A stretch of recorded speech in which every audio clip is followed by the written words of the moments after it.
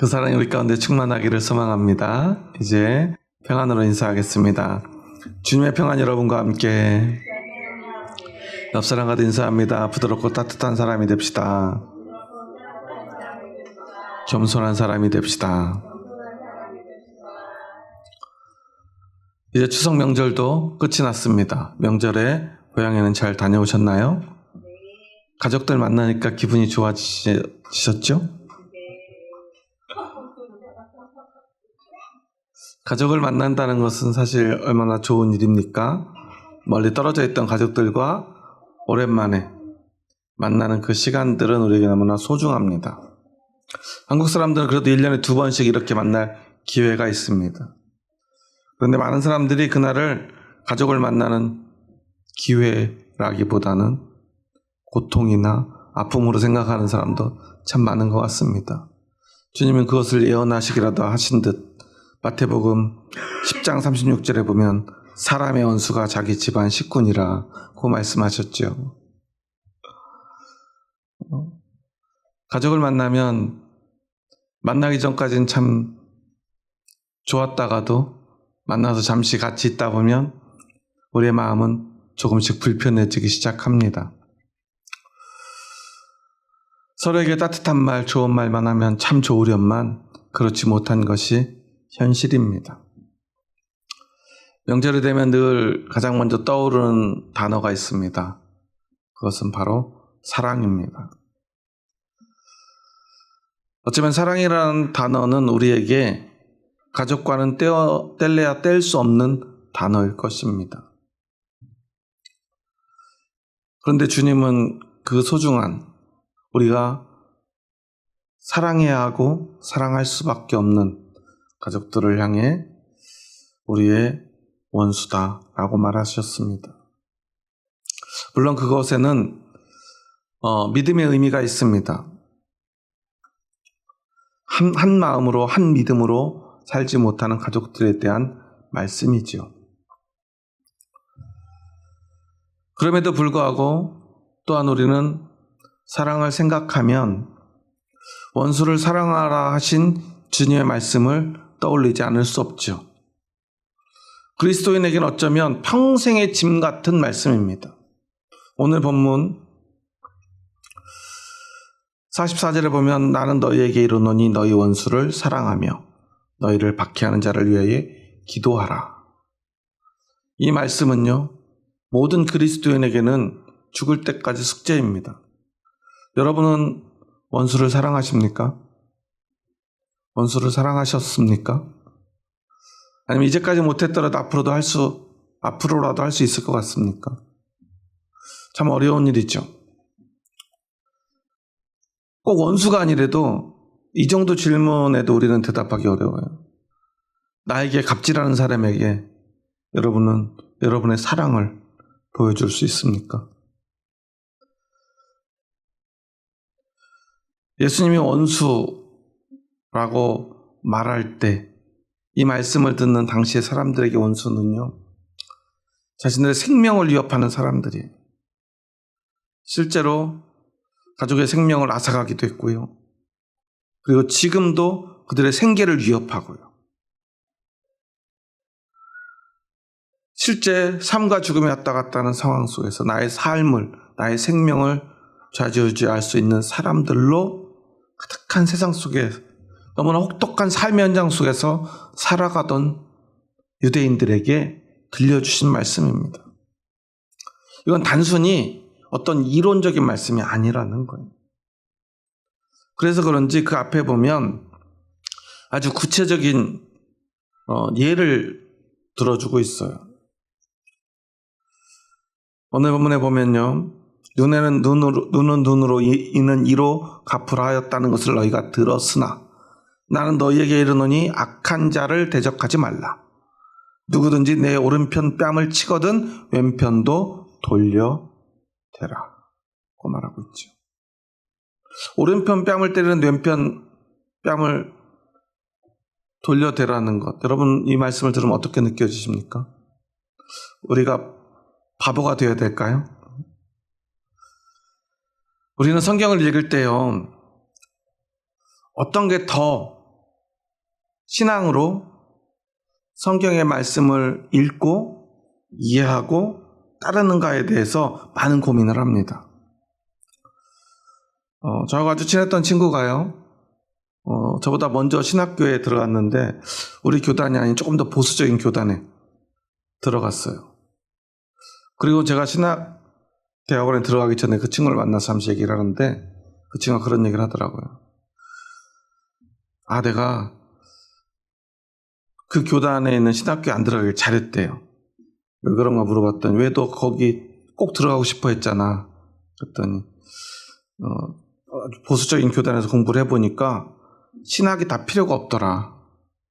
성경 말씀만 읽고 그걸 따르면 되는데 신학한다고 너무 많은 생각을 하니까 하나님의 뜻을 저버리고 이상한 말들을 하더라.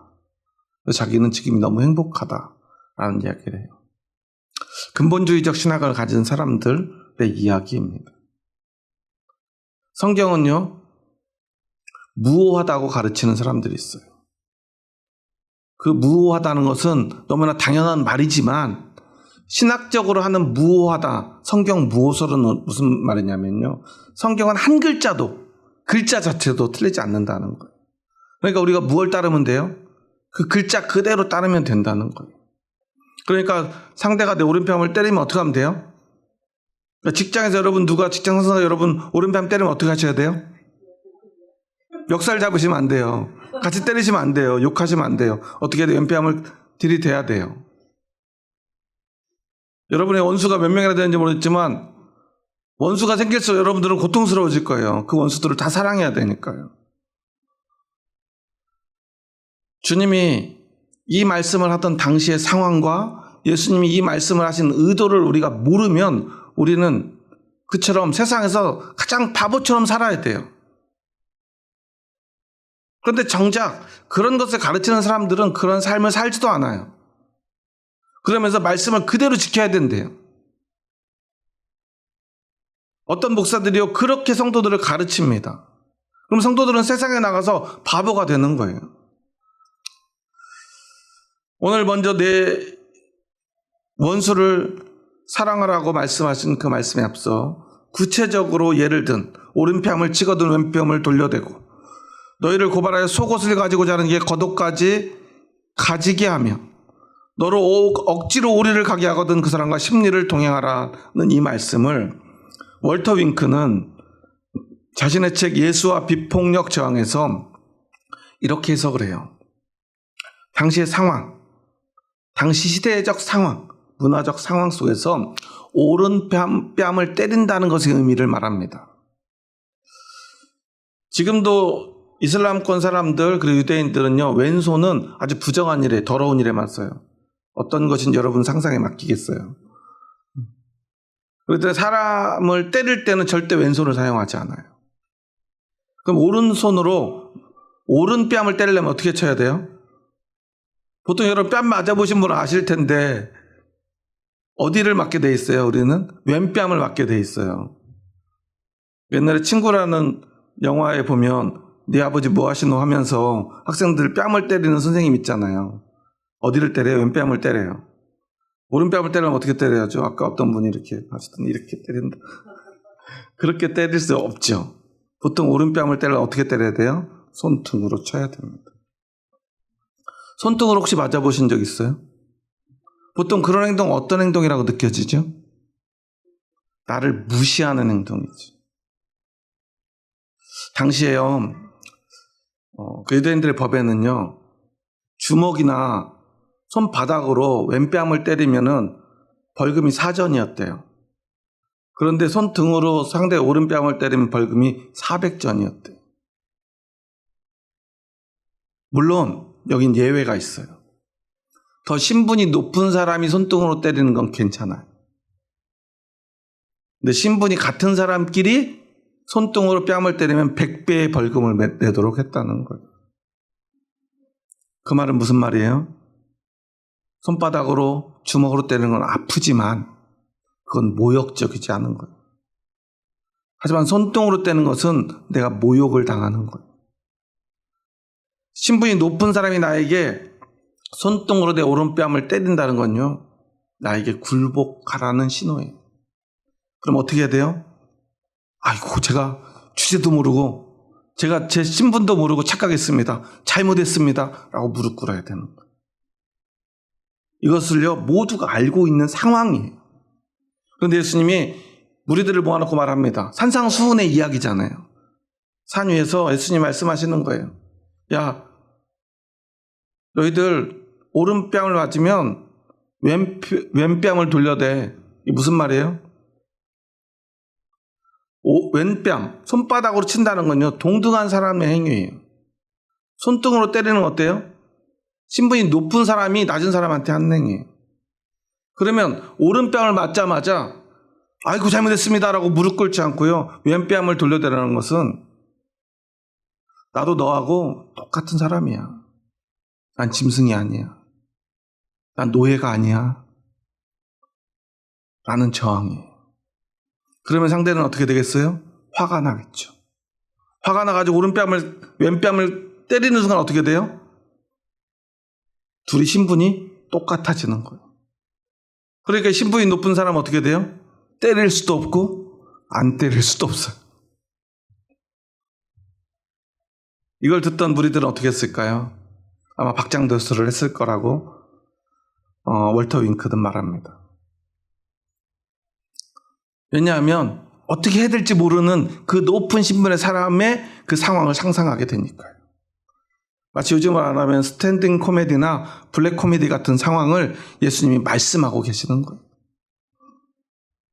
모두가 공감하는 어떤 이야기예요. 지금 우리는 사실 이게 잘 이해가 되지 않죠.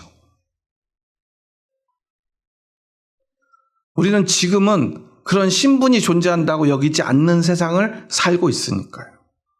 손등으로 뺨을 맞아본 적이 없으니까요. 그런데 그들에게는 그게 일상이었어요. 그곳에서요, 2, 3일을 예수님을 쫓아다니면서도요, 먹을 게 없어서 쫄쫄 굶을 수밖에 없는 사람들입니다. 그들은 늘 높은 신분의 사람들 앞에서 무시당했고요, 그들은 언제나요, 자신의 마음에 들지 않으면 그 사람들에게 손등으로 오른쪽 뺨을 때릴 수 있는 사람들이었어요. 그러면 그들은 늘 고개 숙이고 아이고 잘못했습니다 하는 사람들이었어요. 근데 너희들 그러지 마. 너희 왼뺨을 돌려대. 그럼 어떻게 될까?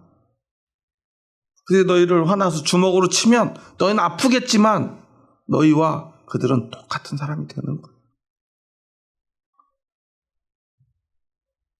여기에서부터 우리는 원수를 사랑한다는 것의 의미를 찾아가야 돼요. 계속해서요, 겉옷을 그리고 속옷을 이야기합니다. 유대인들에게, 그리고 가난한 사람들의 겉옷은 어떤 의미냐면요, 그냥 옷이 아니에요. 지금 우리가 입는 겉옷과는 좀 달라요. 그들은 마치 그냥 이렇게 그 몸을 감싸고 덮을 수 있는 겉옷을 이야기를 해요. 그러니까 그 겉옷은요, 가난한 사람들에게는 저녁이 되면 추위를 이기게 해주는 이불이 됩니다. 집이 없는 사람에게는요, 그 겉옷이 집이 돼요. 그래서 유대인의 법에는요, 어떤 사람이 빚을 져가지고 담보로 겉옷을 맡겨야 될 정도가 되면요, 그걸 담보로 잡을 수는 있어요. 그런데 저녁이 되면 그걸 돌려줘야 돼요. 그리고 다시 언제 받아요? 아침에 돌려받았다가, 저녁이 되면 돌려줬다가, 아침에 되면 돌려받았다가, 담보를 계속 그렇게 해야 돼요. 얼마나 귀찮아요. 그 정도로 가난한 사람에게 겉옷을 뺏을 정도의 상황이에요. 그런데 이 고리대금업자는요, 어떻게 하냐면요, 그 법의 허점을 잘 알아요. 겉옷을 담보로 잡으면 어떤 일이 벌어져요? 귀찮아져요. 그러니까 오늘 본문을 자세히 봐보세요. 또 너를 고발하여 무엇을 가지고자 하는 자예요? 속옷을 가지고자 하는 자예요. 왜 속옷을 달라고 그래요? 겉옷은 저녁에 돌려줘야 되니까. 그러니까 어때요? 얼마나 지독한 고리대금업자인지 속옷을 달래요. 그러면 어떻게 하래요? 겉옷까지 벗어주고 나가래요. 법정에서 이런 상황을 상상해 보세요. 속옷을 달라고 요구를 합니다. 너 빚을 졌으니까 속옷 내놔. 속옷을 벗어줍니다. 그런데 그냥 그 상황에서 겉옷까지 벗어주고요, 밖으로 나가서 집으로 갑니다. 그럼 어떤 상태로 가는 거예요? 빨가벗은 채로. 너무나 부끄러운 일이죠. 그런데 그것을 동네 사람들이 보고 있습니다. 조그만 마을, 시골 마을에서 숟가락 하나까지 서로 다 알고 있는 사람들이 그 모습을 지켜봅니다. 물론 빨가벗고 집으로 가는 사람은 부끄럽겠지만 누가 더 부끄러워지겠느냐? 예수님 말씀하는 거예요. 야, 저 지독한 놈이 세상에 옷을 다 벗겨서 아무리 사람이 가난하고 돈이 없다고 저렇게 할 수가 있는가? 그 고리대금업자가 더 부끄러워질 것이다 라고 말씀하시는 거예요. 바보가 되라는 게 아니에요. 저항하라는 거예요. 누가 정말 잘못된 사람인지 보여주라는 거예요. 그리고요, 억지로 오리를 가게 하거든. 이게 무슨 말이냐면요, 그냥 우리는 이 말이 잘 이해가 안 되지요. 한번 읽어볼까요? 41절 말씀입니다. 또 누구든지 너로 억지로 오리를 가게 하거든 그 사람과 심리를 동행하고. 예수님이 십자가를 지고 골고다를 오를 때 예수님이 쓰러져요. 더 이상 갈 수 없게 되니까 어떡하죠? 옆에 있는 사람을 아무나 잡아가지고, 야, 너 이리 와, 이거 들어, 그리고 따라와, 그래요. 누가 그랬죠? 로마 군병이. 로마 군병들에게는 그런 권한이 있어요. 어떤 권한이냐면 항상 전쟁을 하러 다니고요, 그러다 보면 무거운 군장을 들고 다녀야 돼요. 그러면 너무 힘들고 지치겠죠. 그래서 그들에게 권한을 줬어요. 법으로. 언제든 가다가 짐이 무거운데 이 식민지의 백성, 피식민지의 그 백성이 누구라도 눈에 띄면요, 야, 너 이리 와, 징발을 하는 거예요. 내 짐 들어. 그래, 얼마까지 걸어가게 할 수 있냐면 오리까지. 오리면 몇 킬로죠? 하도 오래돼서 잘 기억이 안 나시죠? 2킬로.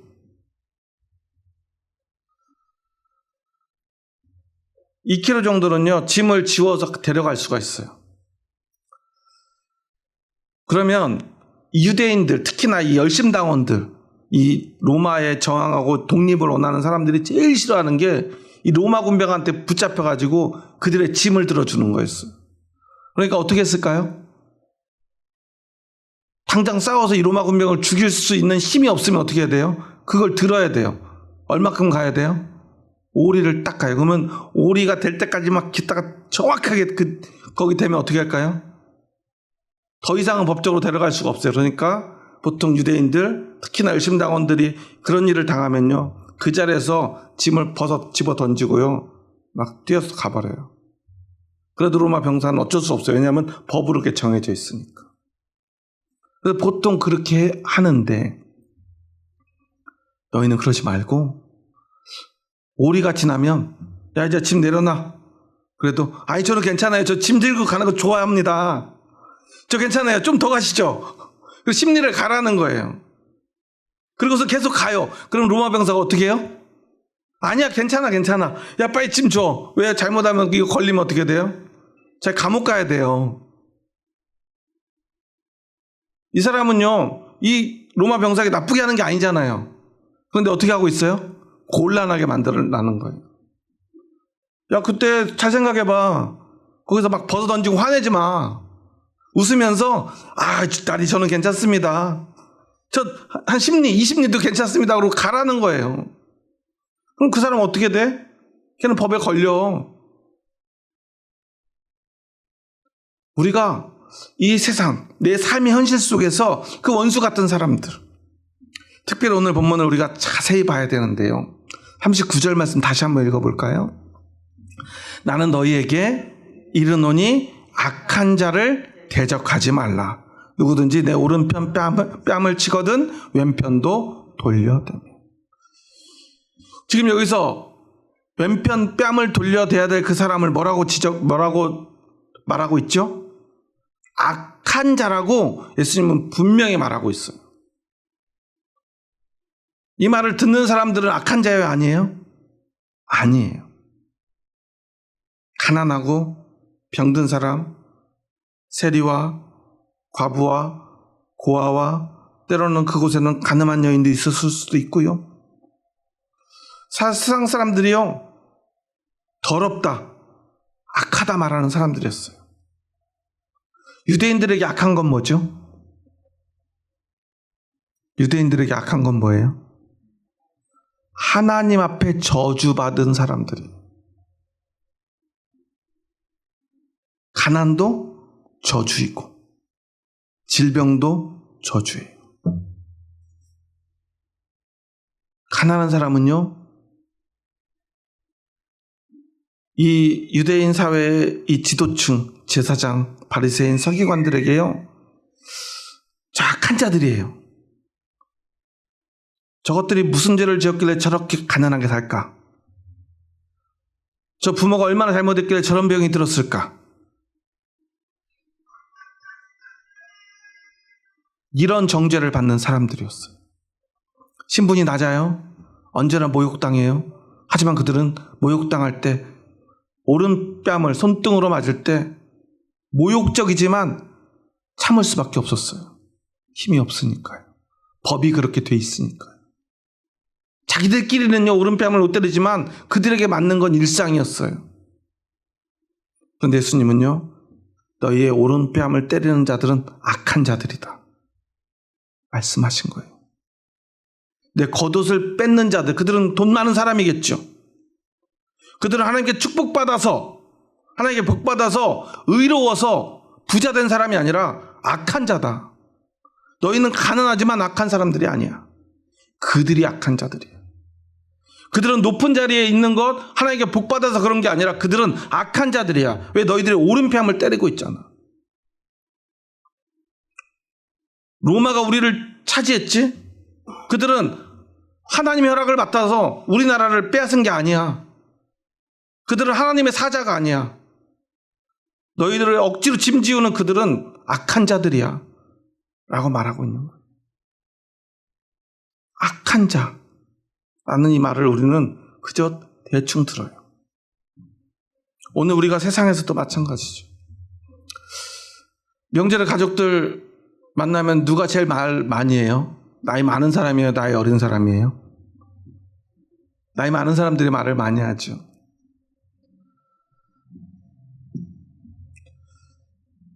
어떤 드라마에 보니까요, 시어머니가 매일매일 자기 손녀들한테 막 막말을 해요.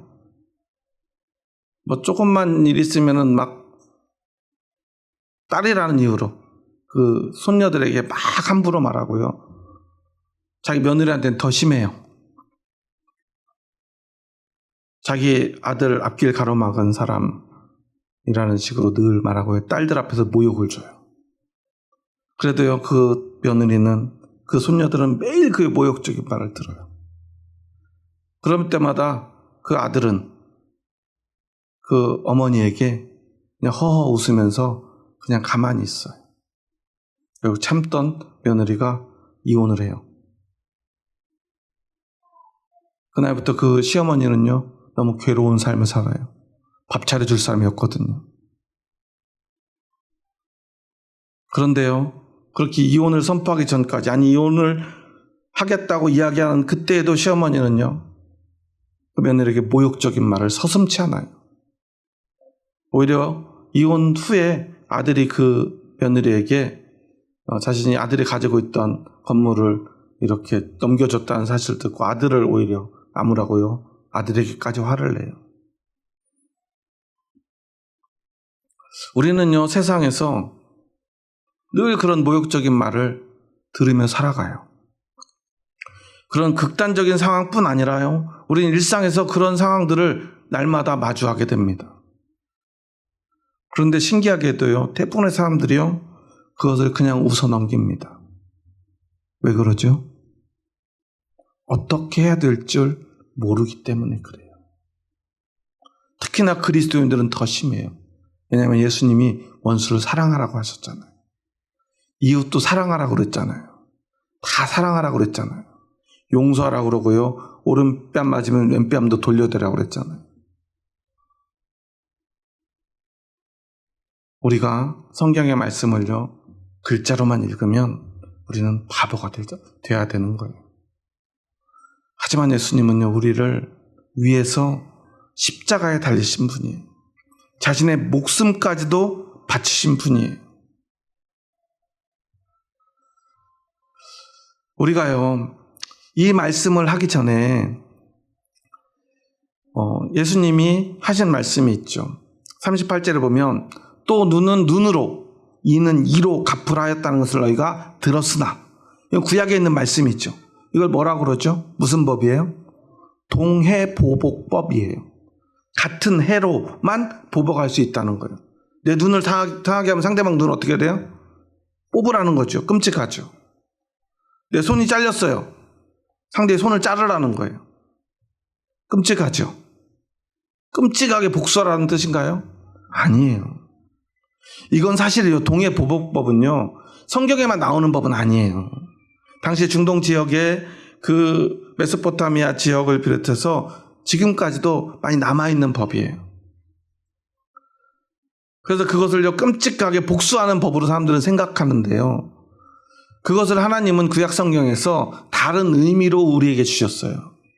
무슨 말이냐면, 생각을 해보세요. 높은 신분에 있는 사람, 많은 걸 가진 사람이 나보다 낮은 신분에 있는 사람이나 또는 가난한 사람으로부터 어떤 해를 당해요. 가족이 다쳤어요. 아니면 자신이 다쳤어요. 그럼 어떻게 할까요? 내 아이의 다리를 부러뜨렸어요. 실수로든 일부로든. 그러면 힘 있는 사람, 가진 사람들은 이 가난하고 힘없는 사람에게 어떻게 복수할까요? 한쪽 다리를 다쳤으면 아마 두 다리를 다 부러뜨릴지도 몰라요. 아니면 팔다리를 다 잘라버릴 수도 있어요. 죽여버릴 수도 있겠죠. 그리고 우리의 마음속에 이런 마음이 도사리고 있어요. 여러분 생각해 보세요. 누군가가 내 눈을 찔렀습니다. 실수로도 어쨌든 내 눈이 보이지 않아요. 그런데 제대로 된 사과를 안 해요. 그럴 때 우리는 뭐라고 말할까요? 내가 쟤 반드시 죽여버린다고 하지 않겠습니까? 어떤 게 더 커요? 눈을 다치는 것보다 죽이는 게 훨씬 큰 복수죠. 사람의 복수심은 그래요. 언제나 내가 당한 것보다 더 크게 돌려줘야 돼요. 그것을 제한하는 법이 바로 동해보복법이에요. 그 이상은 하지 말라는 거예요. 눈에는 눈으로, 그 이상은 안 돼. 이게 구약 성경의 동해보복법이에요. 눈에는 눈으로, 이해는 이해로. 예전에 어떤 SNS에서 댓글을 보니까 참 기독교인들은 가식적이야 그러면서 원수를 사랑하라고? 원수를 어떻게 사랑해?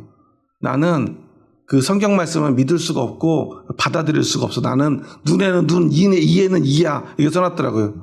참 얼마나 바보 같은 말이에요. 눈에는 눈, 이해는 이도 성경 말씀인데요. 성경 말씀을 못 믿겠대요. 바보 같은 말이래요. 사실 그것은 같은 말이에요. 그런데 눈에는 눈, 이해는 이라는 말씀을 주신 때와 오늘 오른뺨을 맞으면 왼뺨을 돌려대라 는 말씀을 들려주시는 때가 달라요. 상황이 달라요. 사람이 달라요. 우리는 이 하나님이 주신 말씀은 오늘 나에게 어떻게 이해되고 해석돼서 어떻게 적용되어야 되는가를 생각해야 돼요. 보통요, 사람이 어떤 폭력을 당하게 되면 기본적으로는 세상에는 두 가지 반응밖에 없어요. 첫째, 굴복하는 거예요. 아무것도 하지 못하고 비굴하게 살아남는 거죠. 둘째, 어떻게든 맞서 싸워서 상대방 한 명이라도 죽이고 내가 죽는다는 생각으로 내가 가진 작은 폭력이라도 사용해서 원수를 갚는 거예요. 그런데 예수님은 우리는 비굴하게 굴복해서도 안 돼. 그렇다고 우리가 그들과 똑같은 방법으로 악을 행해서도 안 돼. 바로 폭력이죠. 하지만 우리는 그들에게 저항할 수 있어. 폭력을 휘두르지 않고도. 너희의 오른뺨을 맞았지? 왼뺨을 돌려대봐. 그것은 비굴한 게 아니지. 비굴하게 거기서 아이고 잘못했습니다 하지 말고 왼뺨을 돌려대. 나 너와 똑같은 사람이야. 나한테 함부로 하지 마. 나도 너랑 똑같은 사람이야. 나는 개돼지가 아니야. 난 네 노예도 아니야. 그런데 왜 내 오른뺨을 쳐? 차라리 내 왼뺨을 때려. 마음껏 때려. 나 맞아줄게. 그럼 오히려 그들은요, 왼뺨을 칠 수 없어요. 아니, 치면요, 오히려 감사하죠. 똑같은 사람으로 봐주는 거잖아요. 그때 당시에 우리가 저항할 수 있는 방법은 이런 게 아닐까? 예수님은 말씀하신 거예요. 그런데 그걸 오늘에 그냥 있는 그대로 적용합니다. 직장 상사가 내 뺨을 때리니까 하필 왼손잡이에요. 오른뺨을 때렸어요. 왼뺨을 돌려야 돼요. 그럼 손등으로 맞아야 되나요? 왼손으로? 그런 의미가 아니잖아요. 우리가 그들과 같은 악한 방법이 아니지만, 폭력이 아니지만, 우리는 비폭력적인 방법으로 그들에 저항하고 맞서 싸울 수 있잖아. 그리고 너희는 그 방법을 찾아가야 돼. 그리고 아주 구체적으로 그 방법을 가르쳐 주신 거예요. 그러면서 말씀하십니다. 오늘 다시 한번 읽습니다. 43절과 44절의 말씀입니다. 또 내 이웃을 사랑하고 내 원수를 미워하라 하였다는 것을 너희가 들었으나 나는 너희에게 이르노니 너희 원수를 사랑하며 너희를 박해하는 자를 위하여 기도하라.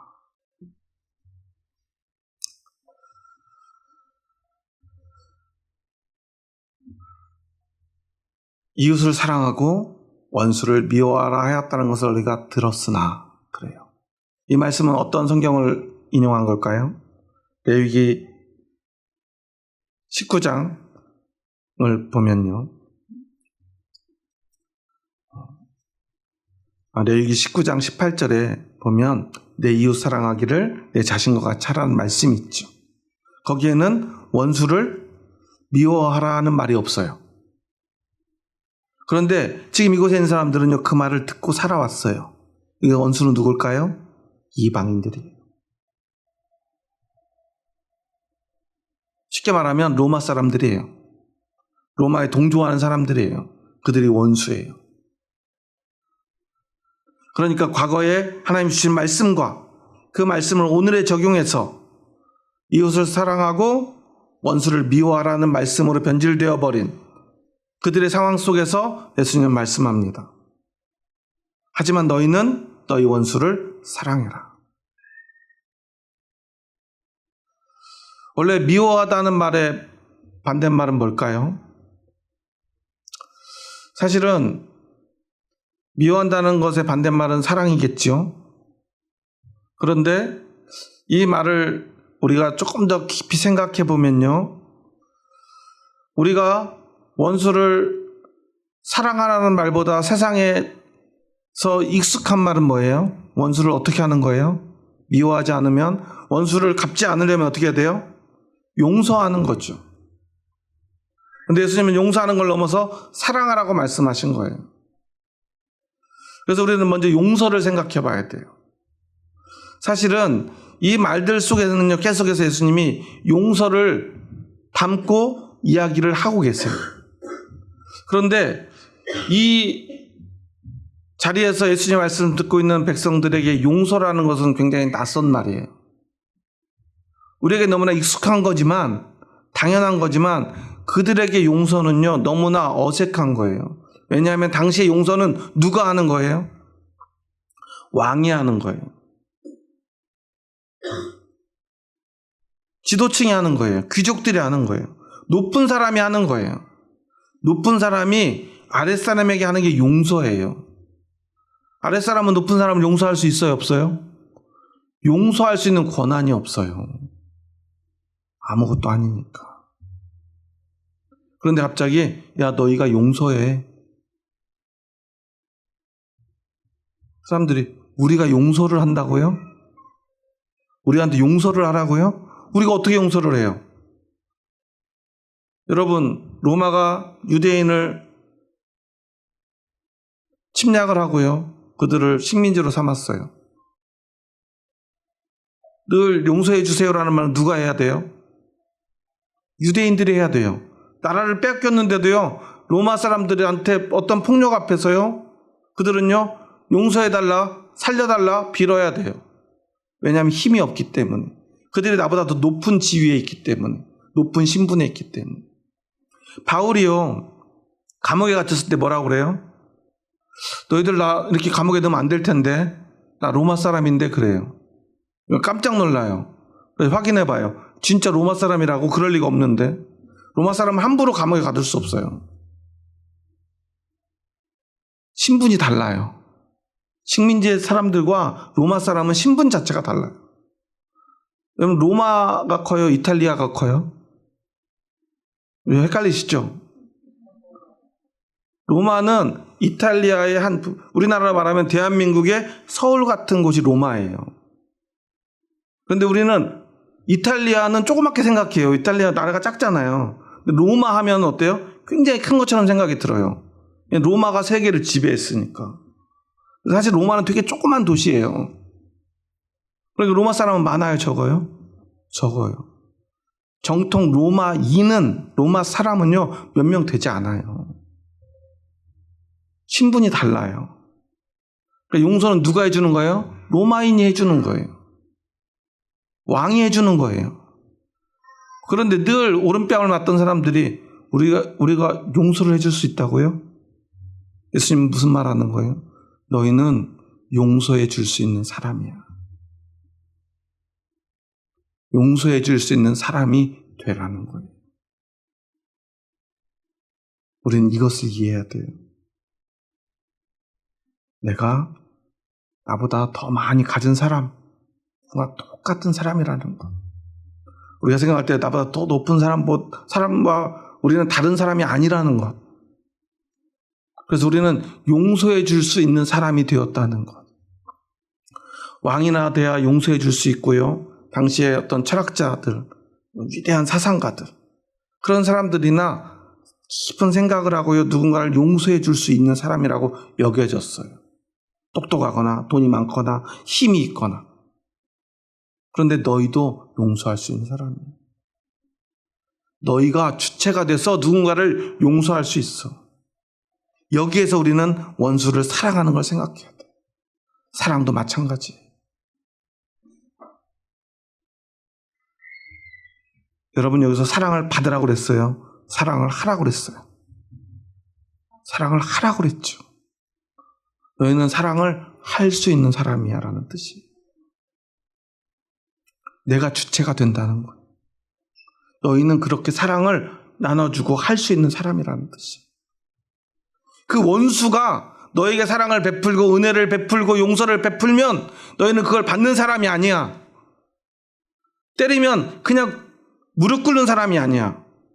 너희는 이로써 왼뺨을 돌려댈 수 있는 사람이야.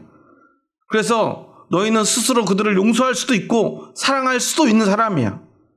하지만 그들이 잘못하고 있기 때문에 우리의 사랑은 뭐냐면 그들도 우리처럼, 너희들처럼 하나님의 사랑을 받고 하나님의 용서를 경험하고 변화되어 하나님의 백성이 되는 것.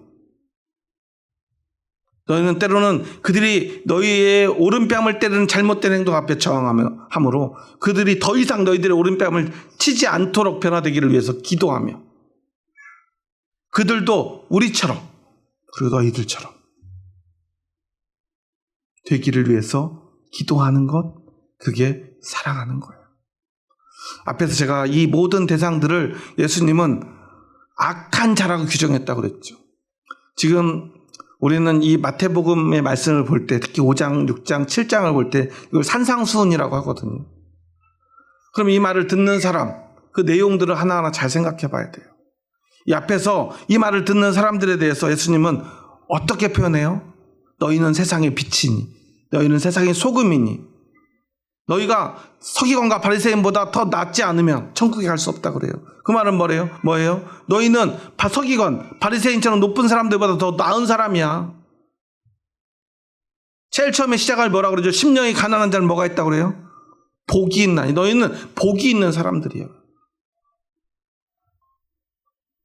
너희는 그런 사람이야. 저 사람들, 저 악한 자들이 아니라 너희는 그런 사람이기에 너희는 원수를 사랑할 수 있는 사람이야. 어떻게 사랑해야 돼? 비굴하게 굴복해서 아니야.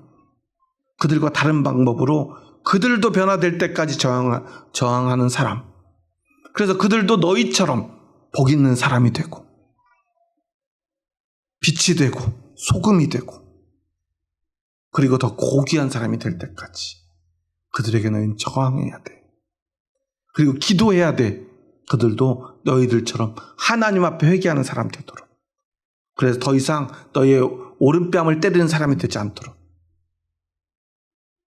그들이 높은 신분에서도 너희들의 오른뺨을 치지 않고 너희의 옷을 뺏지 않고 그런 사람이 되도록 돕는 게 사랑하는 거예요. 오늘 여러분에게 갑질하는 사람들이 있죠. 가족들 가운데, 직장에서, 아니면 어떻게 하는 사람들인데요. 나에게 어떤 힘을 쓸 수 있는 자리에 있는 사람들이 있어요. 그런 사람들은 반드시 우리에게 갑질을 합니다. 우리에게 함부로 하고요. 우리에게 모욕감을 줍니다. 그때 우리는 그들 앞에 굴복하지 말아야 합니다. 왜냐하면 우리는 하나님이 세상에서 가장 존귀하게 여기는 사람이기 때문이다. 베드로전서 2장 9절에 보면 그러나 너희는 택하신 족속이요 왕같은 제사장들이요 거룩한 나라요 그의 소유된 백성이니 이는 너희를 어두운 데서 불러내어 그의 기이한 빛에 들어가게 하신 이의 아름다운 덕을 선포하게 하려 하심이라 말씀하셨죠. 여러분은 왕같은 제사장입니다. 여러분 그들을 용서할 수도 사랑할 수도 있는 사람입니다. 그들과 맞서 싸울 수도 있는 사람입니다. 하지만 우리는 왕같은 제사장이기에 세상의 악한 방법으로 폭력으로 누구에게 모욕감을 줌으로 싸우지 않아요. 그저 내가 누구인지를 그들에게 보여줍니다. 여러분 간디가 영국에 맞서 싸웁니다. 어떻게 싸우죠? 간디하면 제일 먼저 떠오르는 단어가 있죠. 비폭력, 무저항. 간디의 그 비폭력, 무저항 주의는 어디에서부터 비롯됐죠? 그는 분명히 아마 힌두교인이었을 텐데요. 그가 기독교, 예수님 십자가에서 비폭력, 무저항을 배웠다고 말했어요. 그래서 백성들을 가르칩니다. 우리는 저들과 똑같이 총칼로 맞서 싸워서는 안 됩니다. 물론 저항할 수 없다면 차라리 우리가 분노하지 않고 저들에게 폭력을 행사하지 않고 싸우지 못할 바에는 비굴하게 굴복하지 말고 그때는 여러분 가진 것 그 하나라도 들어서 맞서 싸우다 죽기라도 하십시오. 하지만 할 수 있다면, 할 수 있는 사람들이라면 나와 함께 폭력적이지 않은 방법으로 그들과 맞서 싸웁시다. 그래서 영국군이 총을 들고 지키고 있는 그곳으로 사람들이 줄을 서서 갑니다. 총에 맞아 사람들이 쓰러집니다. 그들의 개머리파에 맞아서 사람들이 쓰러지면요. 그 다음 사람들이 또 앞으로 가고요. 또 쓰러지면 또 앞으로 가고요. 또 쓰러지면 또 앞으로 갑니다. 그 장면을 본 영국의 한 기자는 이런 기사를 씁니다. 과연 누가 기독교인인가? 과연 누가 더 기독교다운 사람들인가? 그들에게 총칼을 휘두르는 영국군인가? 아니면 그들에게 비폭력으로 맞서는 인도인인가? 여러분의 생각은 어떻습니까? 오늘 우리는 내가 누구인가를 알아야 악한 세상과 맞서 싸울 용기를 얻을 수 있을 것입니다. 여러분을 무너뜨리게, 여러분을 짓밟게 여러분 그냥 놔두어서는 안 된다는 사실을 기억하시기 바랍니다. 나에게 갑질하는 사람들에게 우리는 말할 수 있어야 합니다. 나도 너와 똑같은 사람이야. 예수님의 때와는 다른 방법을 우리가 찾아야 하겠죠. 사람마다, 상황마다, 상대마다 우리는 다르게 반응해야 하겠죠. 하지만 우리는 그 지혜를 얻어야 합니다. 구해야 합니다. 찾아야 합니다. 그리고 싸워야 합니다. 그렇게 우리는 원수를 사랑해야 합니다. 그리고 우리는 기도해야 합니다. 그들도 우리처럼 변화되기를. 그리고 그들도 우리처럼 변화될 때까지. 그래서 주님은 정확하게 이렇게 말을 해요. 나는 너희에게 이르노니 너희 원수를 사랑하며 너희를 박해하는 자를 위하여 기도하라. 원수라는 것은요, 나와 그 사람과의 관계예요. 박해하는 건 그 원수가 나에게 하는 행위입니다. 그 행위가 멈춰지도록 기도해야 합니다. 멈춰질 때까지 기도해야 합니다. 그리고 그 원수를 사랑해야 합니다. 어떻게 사랑합니까? 하나님이 주신 방법으로. 그들과 다른 방법으로. 우리는 그들 앞에 내가 누구인가를 보여주는 것입니다. 그러기 위해서 우리는 사랑하는 법을 배워야 돼요. 여러분, 어떻게 사랑할 수 있죠? 늘 성경에는 이렇게 말하죠. 내 이웃 사랑하기를 내 몸과 같이 하라. 네가 너를 사랑하는 것처럼 그들을, 그 이웃을 사랑하라. 우리가 사랑을 배울 수 있는, 아니면 우리가 진짜 사랑할 수 있는 어쩌면 유일한 존재는 바로 나 자신입니다. 그런데 너무나 많은 사람들이요, 자기를 사랑하는 법을 몰라요. 자기를 존중하는 법을 몰라요. 그런데 어떻게 남을 사랑합니까?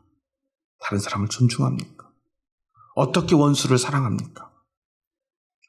여러분이 누구인가를 기억하시기 바랍니다. 그리고 여러분을 괴롭게 하는, 아프게 하는, 여러분에게 함부로 대하는, 여러분에게 갑질하는 사람 앞에 여러분 당당히 서시기 바랍니다. 그리고 그들을 위해 기도하시기 바랍니다. 그들도 나를 무시하고 나를 함부로 대하는 그들도 그 죄로부터 벗어나기를 소원하는 마음을 가지고 하나님 앞에 기도하시기 바랍니다. 그래서 그 사람이 그런 잘못된 행동을 바꿀 때까지 저항하시기 바랍니다.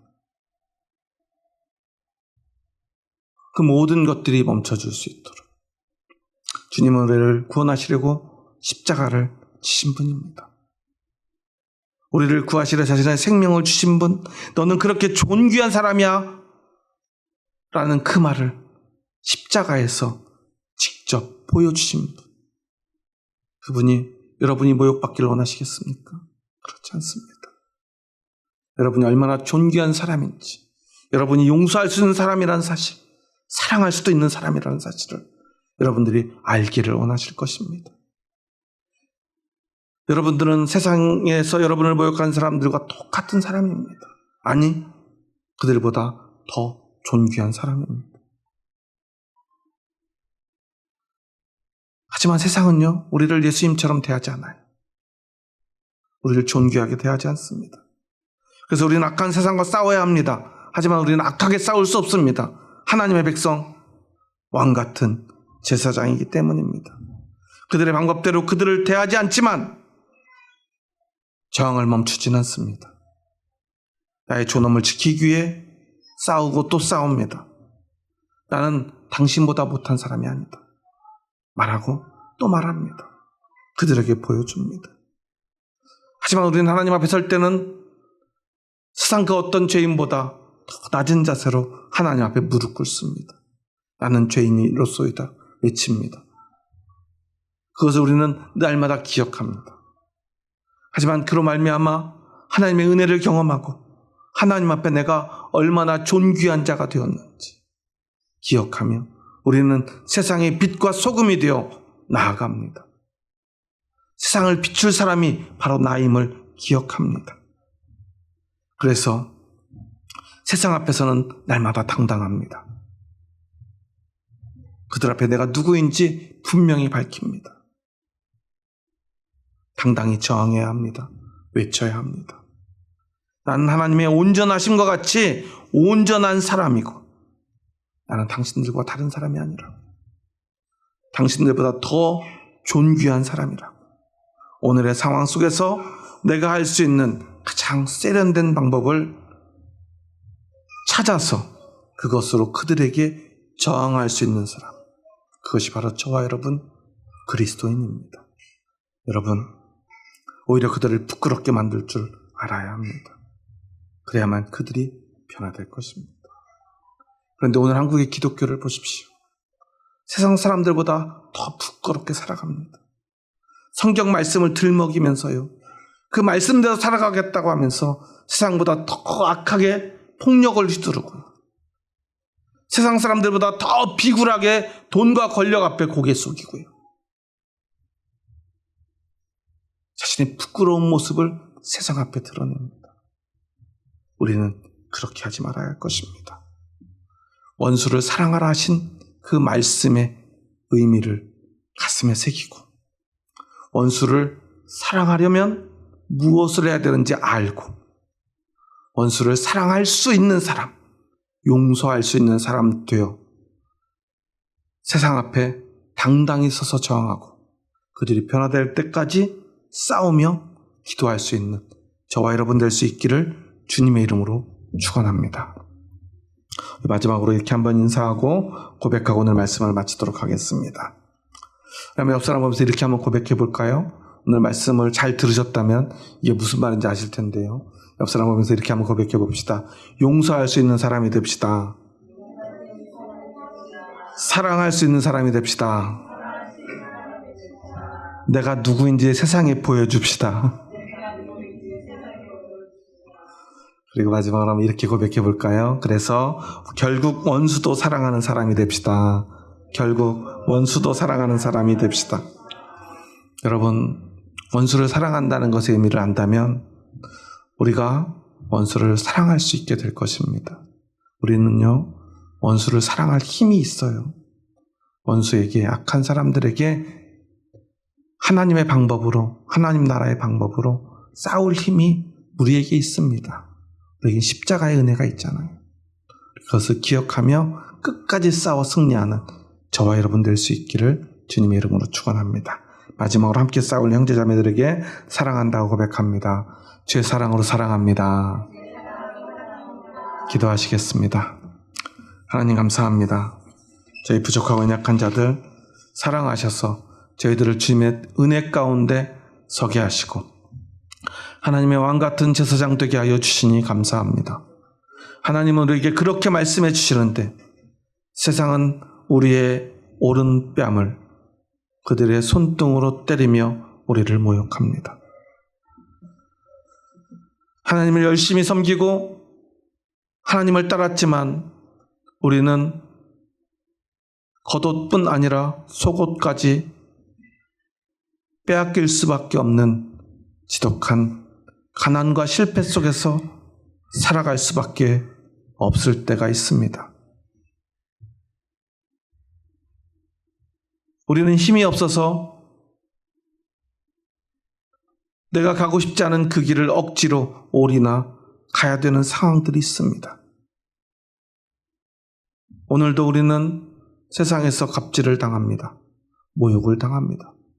그들 앞에 무릎 꿇으라고 강요당합니다. 하지만 주님은 우리에게 원수를 사랑하라 말씀하셨기에 우리는 끝까지 그들을 사랑하며 그들과 똑같은 방식으로 그들의 오른뺨을 때리지 않고 그들의 겉옷과 속옷을 벗기지 않고 그들을 억지로 걸어가게 하지 않으며 그들과는 다른 방법으로 그들을 사랑하기 원합니다. 그 잘못된 악과 맞서 싸우기를 원합니다. 끝끝내 싸워서 그들도 우리와 같이 되기를 원합니다. 기도합니다. 하나님, 우리의 힘이 되어 주시옵소서. 우리에게 용기를 주시옵소서. 그리고 내가 누구인지 가르쳐 주시옵소서. 나는 용서할 수 있는 사람, 사랑할 수 있는 사람, 그들과 다른 방법으로, 악하지 않은 방법으로 저항하며 싸울 수 있는 사람, 내가 누구인지 보여줄 수 있는 사람임을 기억하게 하시고 보여줄 수 있는 사람이 되게 하여 주시옵소서. 예수님의 이름으로 기도합니다. 아멘.